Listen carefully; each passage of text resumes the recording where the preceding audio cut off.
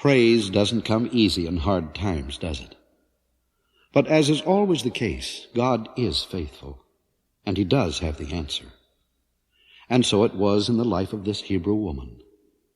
Long before Shomar was born, God had been molding his miraculous plan of deliverance in the person of an 80-year-old man who, during the first half of his life, had been raised in the palace as an adopted grandson of the Pharaoh.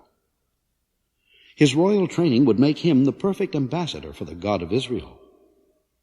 His latter years, spent as a shepherd in the land of Midian, would make him an exceptional leader for a flock of 2 million people. He was God's man, and his name was Moses. Then God called to him and said, "Moses, I am sending you to Pharaoh to bring my people out of Egypt."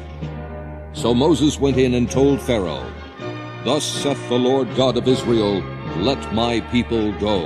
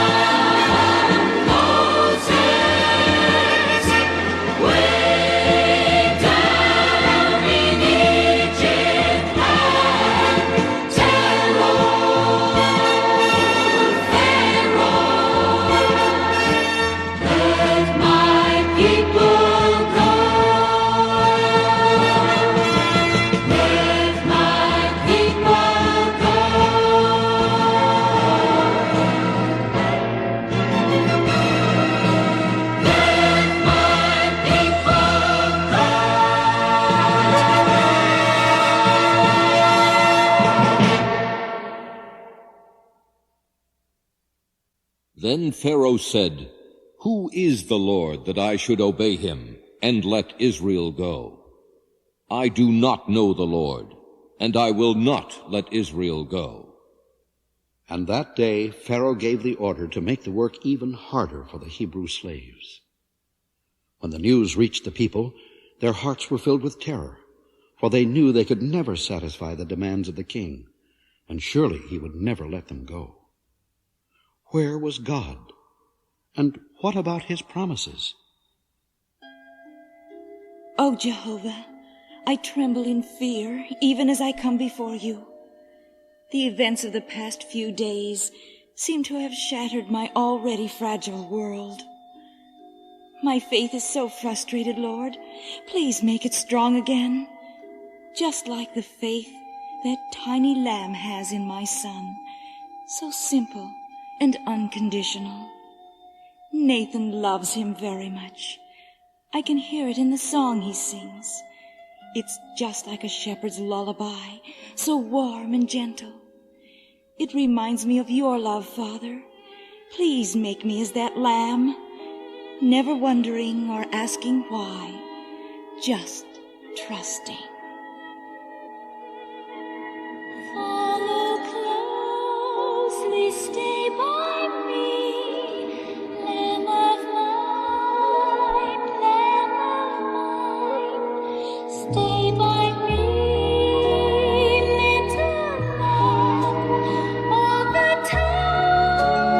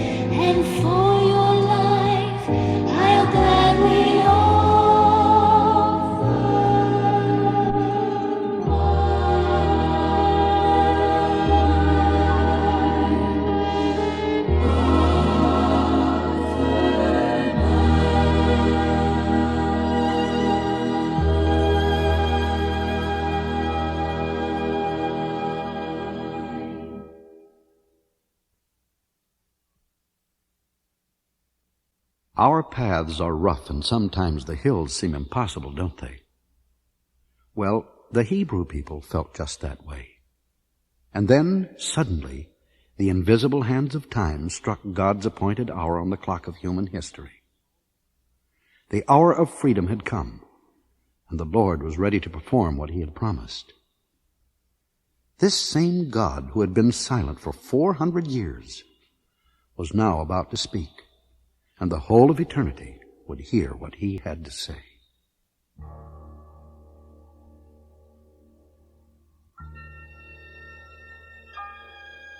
And the Lord said, Moses, tell Pharaoh to let the Israelites go out of his country. But I will harden Pharaoh's heart, and he will not listen to you. Then I will lay my hand on Egypt, and with mighty acts of judgment I will bring out my people. And the Egyptians will know that I am the Lord.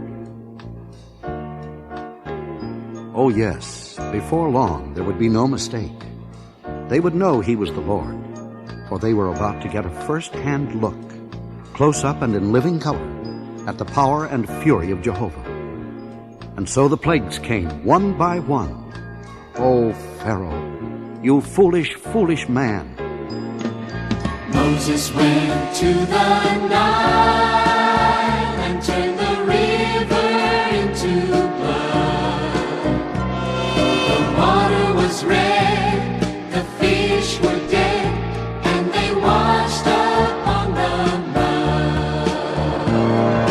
Then he brought the frogs, there were millions everywhere.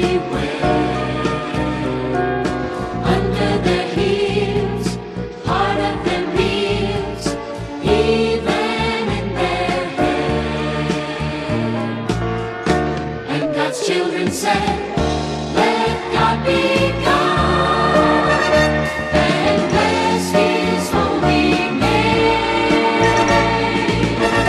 Let God be God, forever he is the same.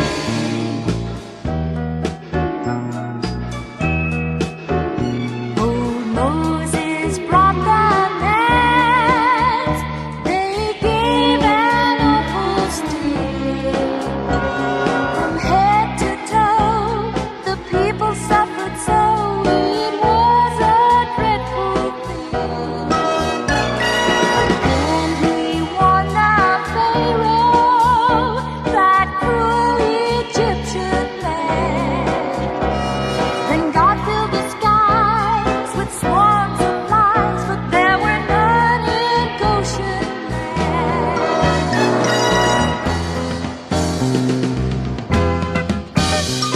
Old Moses warned once more, another plague would bring much loss.